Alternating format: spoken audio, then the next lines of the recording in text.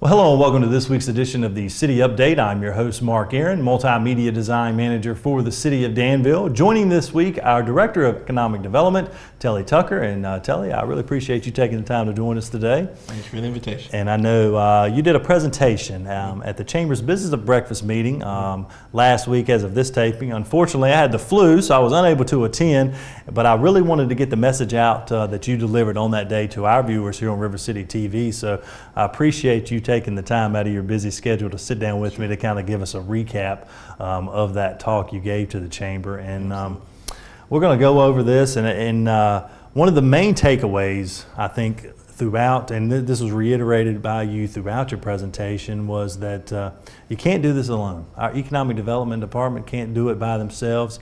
This really needs to be a call to action from our community that economic development involves each and every one of them. Sure, absolutely. The question that I asked everybody to kind of take away is, who's in charge of Danville's economic future? And really, the takeaway from that entire, 20-minute conversation that we had was that everybody needs to take a piece of it. It can't just be one office. It can't be a couple individuals. There's enough to go around, and so many things play into economic development that everybody should take a part. And we've all heard the stories when you bring clients into the city of Danville.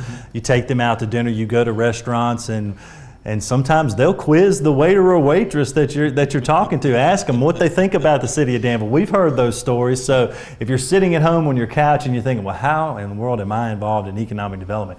You have a voice, and you never know who you're talking to here in the community, because these companies, when they come to visit our town, some of them, I know you give them a nice tour of the area, but I'm sure some of them take it upon themselves, just kind of go out by themselves and kind of get some feedback from area residents. Do you think that's the case? Absolutely. Yeah. I tell people all the time, I get paid to say great things about Danville. Right. But folks that are out there watching and businesses in the community, it pays much larger dividends if they can say great things about the community. So I'd encourage all the viewers out there to make sure that you have something positive to say about the place that you live in or the place that you do business in, and share that with others that you come into contact with. And I think we really have seen a change in the atmosphere in our city over the last 2 years when it comes to having that positive mindset of what's going on in the community.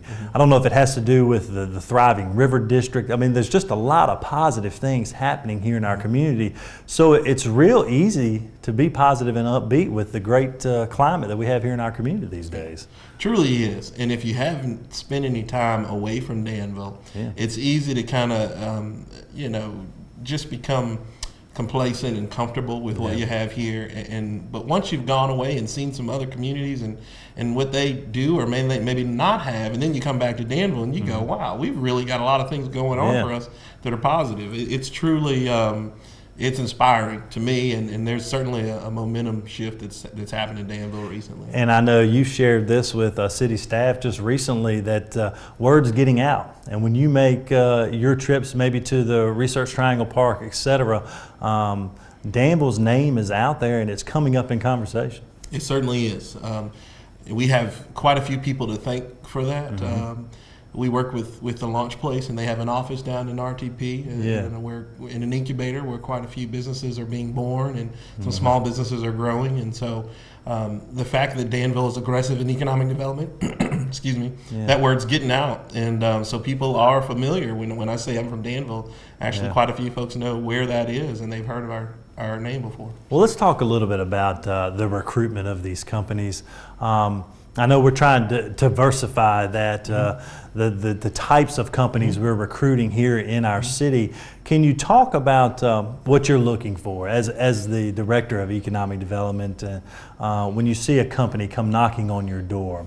Are there certain types of industries that we have on our radar currently that may be a little higher than others? Can you kind of give us an idea of what you're looking for? Sure, absolutely. You brought up a good point, diversifying the economy.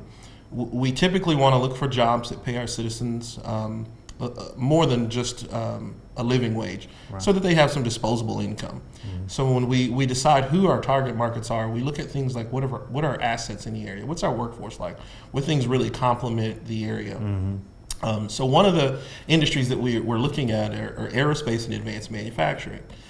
That's particularly an attractive industry for us because of programs like precision machining at DCC, the new capstone integrated technology program at the Institute.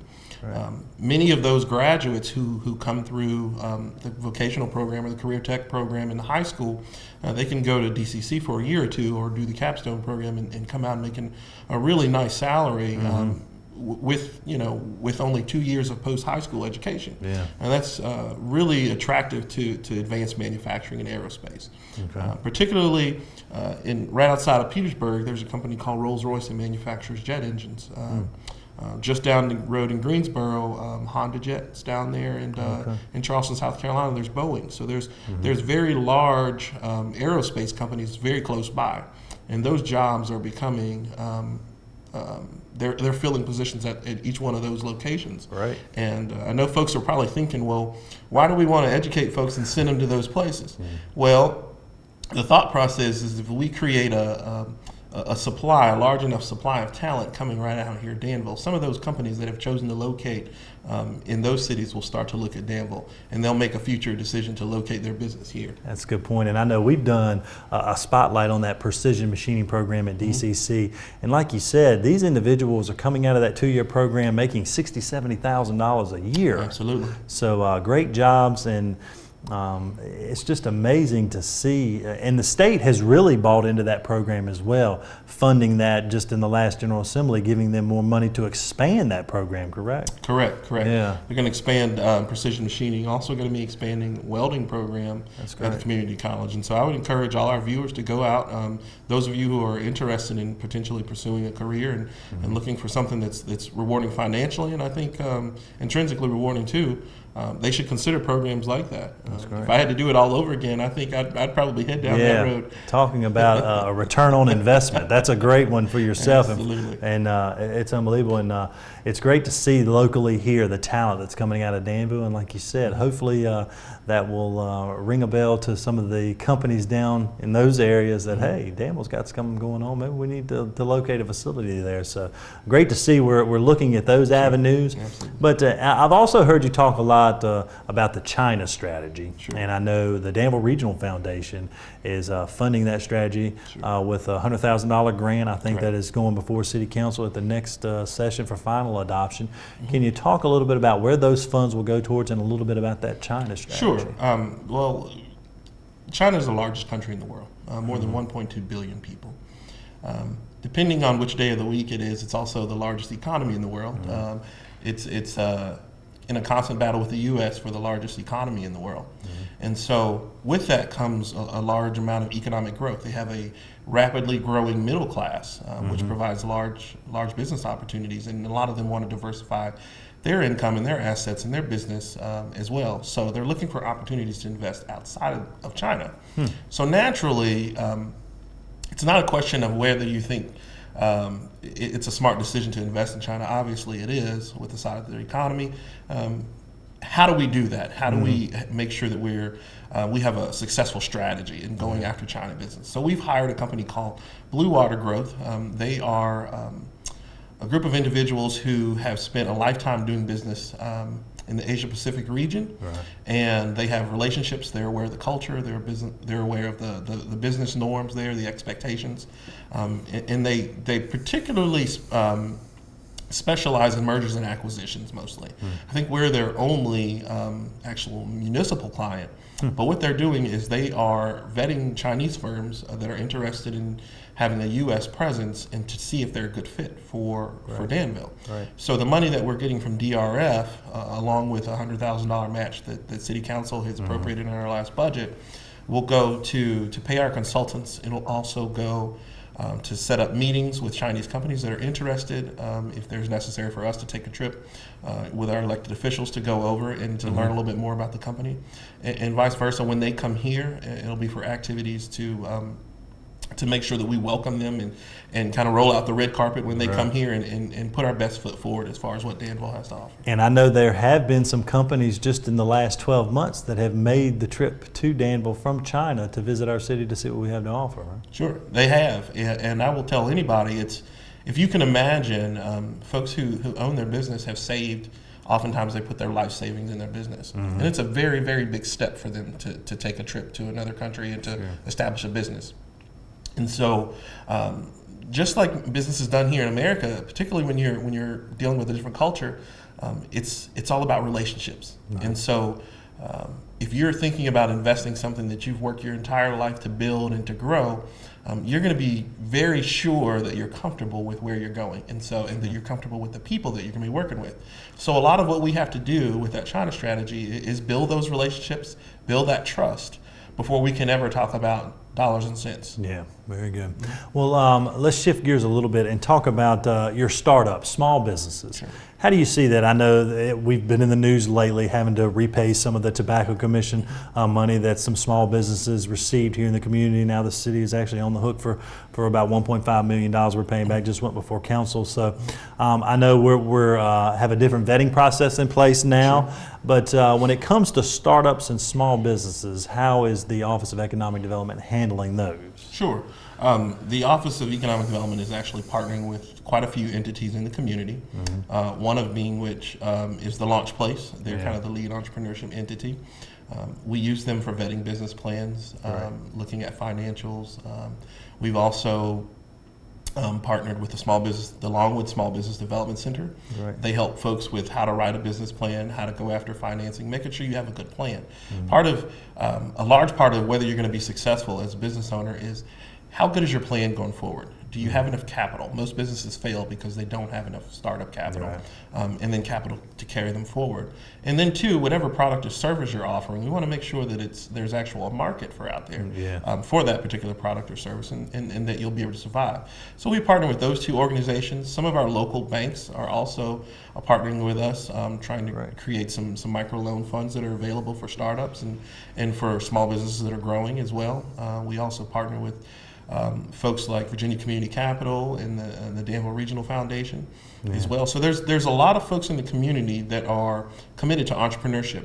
We think that we need to create a culture of entrepreneurship here, folks that are looking to recognize opportunities for starting new businesses, folks that may have ideas for businesses that haven't been invented yet, or new inventions that they need to get patents for, those types of things. And we know we have that kind of intellectual capital right here in Danville, and so we want to create a culture where we support that, and we want folks to take those opportunities when they see them. And speaking of creating that culture, just recently had the Idea Fest. That was a brainchild of the Middle Border Forward Initiative. Entrepreneurs from all over the country came to the Institute for Advanced Learning and Research to pitch their ideas, kind of like the Shark Tank. Our viewers may be familiar with that airs on ABC. They pitched it to local individuals, and that was a great turnout. That was the second annual event that we've had here. And I know the winners of last year's contest actually had their card aisle kiosk where you can, I guess, create your own card to give to your wife or family or whatever occasion it may be, right in a kiosk, kind of like your red box for movies, but they had one of those on display. So I know Economic Development Office played a part in that as well, right? We were a sponsor for at least the second year on that, and it gives us the opportunity to really talk to a bunch of young folks who are energetic, who have great ideas, and if, there may not always be a connection right away, all we want to do is plant that seed. That, hey, Danville's here, we support entrepreneurship, we support business development. If there's ever an opportunity for you down the road to commercialize your business and you get to a point where you're ready to grow, think of Danville. And so we plant that seed from folks that are all over the country, and we've had folks that come back to us that say, hey, I wasn't ready then, but maybe a year or two down the road, I think I'm ready to consider, growing my business, and I'd love to do it right here in Danville. You guys are really supportive. There are not a lot of communities out there that are offering resources and support that we are to entrepreneurs, and so we embrace them, and we'd like to encourage and see more of that. That is great, and it's great to hear the word partner, because you talked about partnerships at length there, and it's great to see everyone in the community stepping up to play a part in economic development, whether it's when it comes to small small businesses or our large manufacturers here in the community, because everybody, as we mentioned, plays a part, and it's just great to hear. And Telly, we're going to take a quick break. When we come back from break, when I have you on, I always like to hear some of the great stories that these companies that are looking to move to Danville, some of the great things they tell you about our community, and I like to share those. Some things I know you can't share, but we'd like to share some of the good news that they bring, even if they don't decide to locate here in the city of Danville. I know they have a lot of great things to say about our community. I'd like to share some of those with our viewers when we come back from break. Sure. All right, so stay tuned. We'll be right back.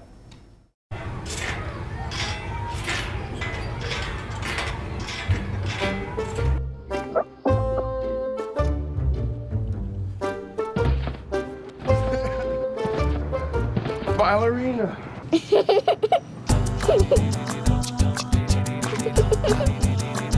Sometimes all it takes to be a dad is remembering how to be a kid again.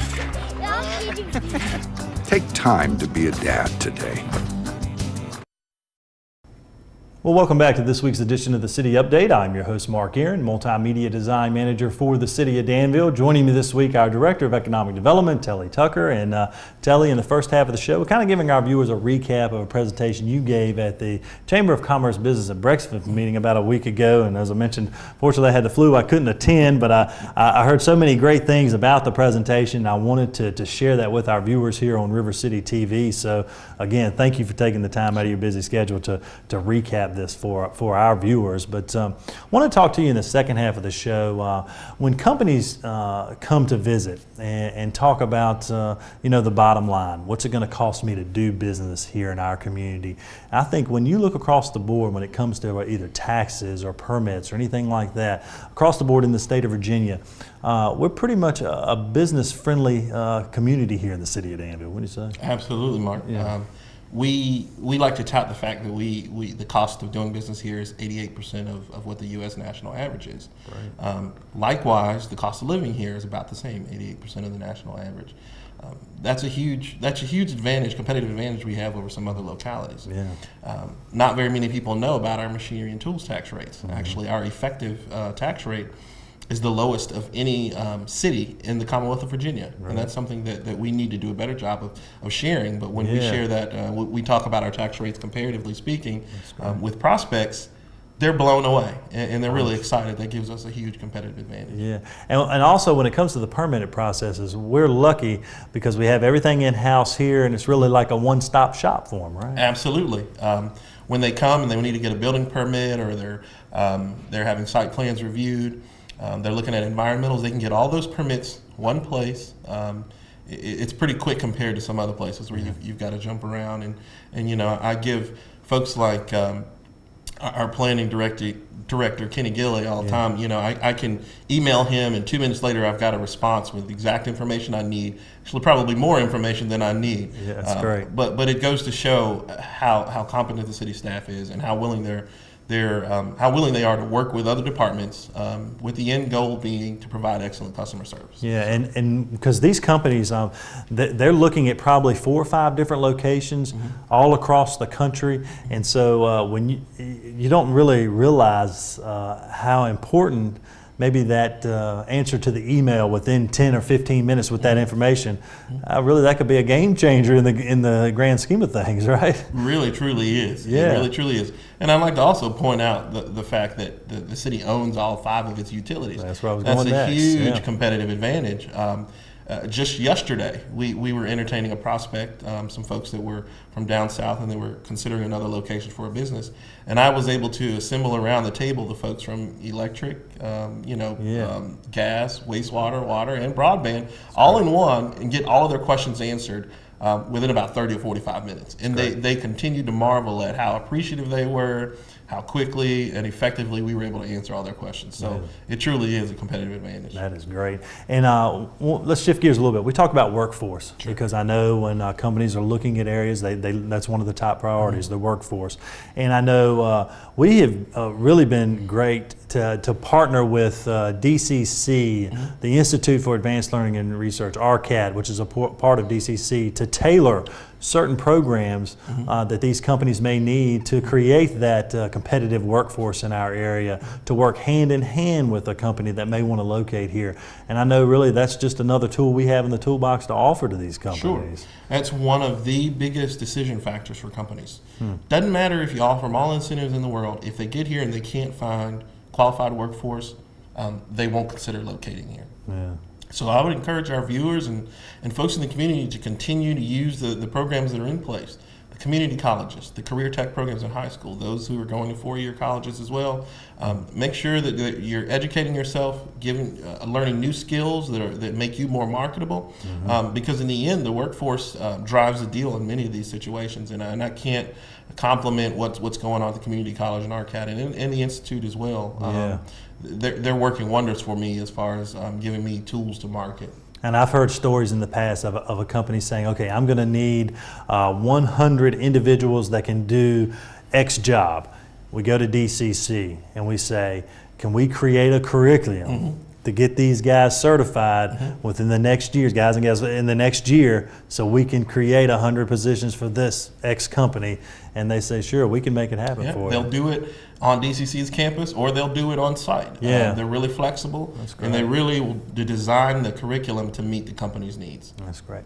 Let's talk about another aspect of economic development, and that is the relationship with our existing companies. Sure. I know that plays an important. We always talk about recruiting new companies, but we've got IKEA, Nestle, a lot of larger companies, Goodyear, that have been in our community, some for many, many years. And I know that's another part of economic development in your office is working with those existing companies and making sure we meet the needs of those companies as well. Absolutely. The folks that are here are number one on level of importance in my book. Many of them have chosen to do business, as you said, for a number of years here. And 70% of new jobs that are created and new capital investment actually occur with existing businesses. Wow. And so it's important that I pay close attention to them.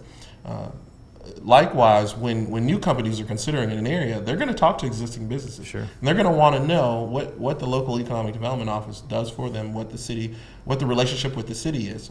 Is this a positive place to do business?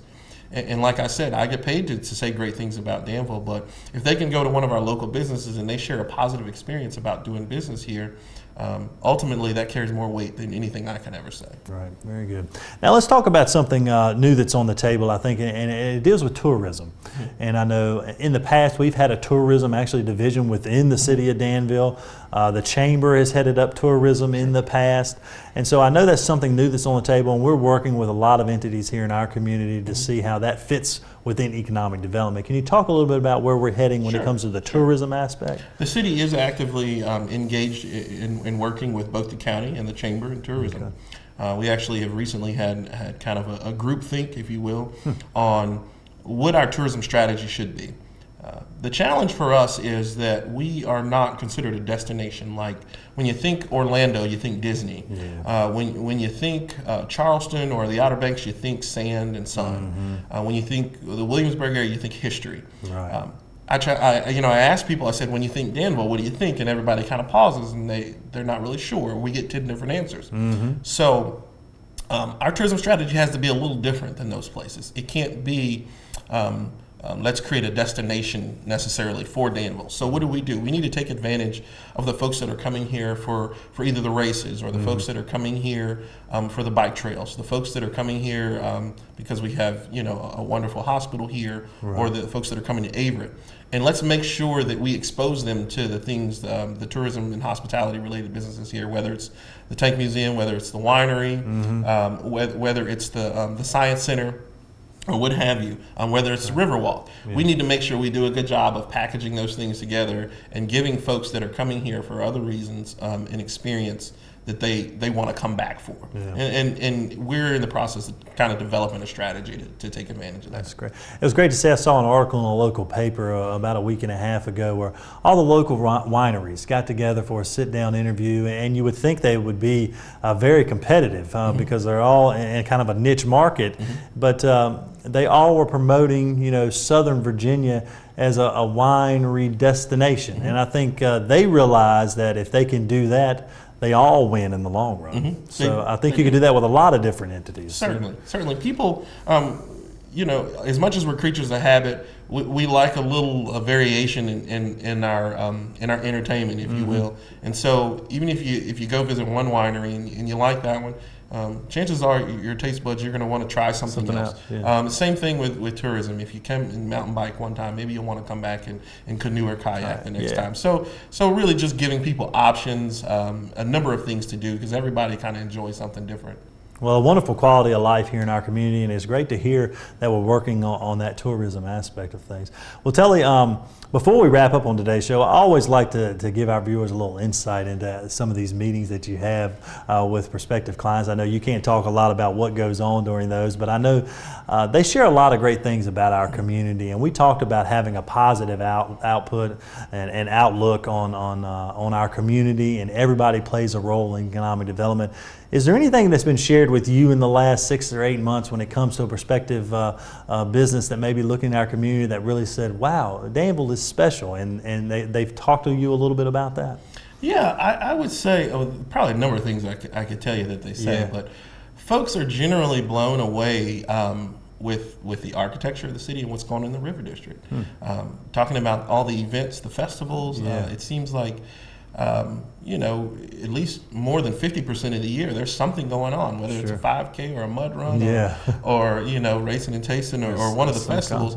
There's something going on, and they're truly blown away too by the architecture of all the old tobacco warehouses and how they're being reconverted. And so I encourage people, you know, if you live in the area and you haven't been to the River District to support any of these events, make sure you get out and do that, because people are coming from all over, even folks that are out of state and some that are out of country, that have seen things on YouTube or they've heard word of mouth, and they're saying, you know, we've heard about these things. We want to see what it's all about. That's great. I would share that. And now's the best time of year, because the weather's breaking, daylight savings time, longer days, warmer days. There'll be something going on in the River District from now until September, October. Like Telly said, whether it's a 5K, a race, a mud run, a lot of concerts, all different genres of music. We even had a cabin fever music series this past winter. First time we've done something like that. But Parks and Recreation does a great job teaming up with Harvest Jubilees and other local nonprofits, putting on a lot of great events here in our community. And like Telly said, if you hadn't made it down to the River District in the last 6 months or so, you need to make a stop. And there's some great restaurants down there now. And I know that's something you all are looking to recruit even more to that district, because some great places to eat, and just a wonderful time you can be spent with your family in the River District. A lot going on, especially in the summertime. Well, Telly, I appreciate you taking the time to join us today. Always great to have you, and thank you so much for sharing some information that you gave to the Chamber at their Business at Breakfast meeting last week. I know you've been giving this talk. I think you gave it to the Kiwanis Club just a couple of nights ago as well, right? So kind of making the rounds. I'm sick of hearing my own self-talk. Well, thank you for everything you do for economic development here in our community, and for your staff as well. And we look forward to sitting down with you soon in the future, talking about maybe other new industry that'll be coming to the city. Thank you. Appreciate it. And thank you at home for watching. Until next week, have a great day.